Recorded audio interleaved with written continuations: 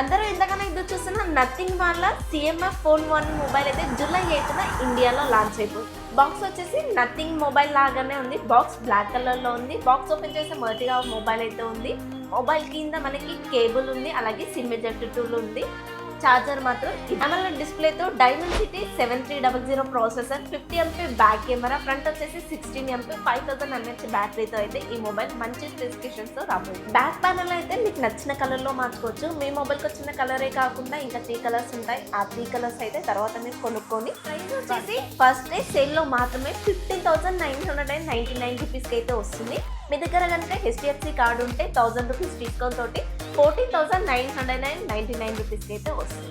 ఈ మొబైల్ అయితే చాలా మందికి ఫస్ట్ డే సేల్ లో దొరకకపోతుండొచ్చు. సెకండ్ డే 16,000 కానీ 17,000 కానీ మొబైల్ ప్రైస్ అయితే ఉంటుంది.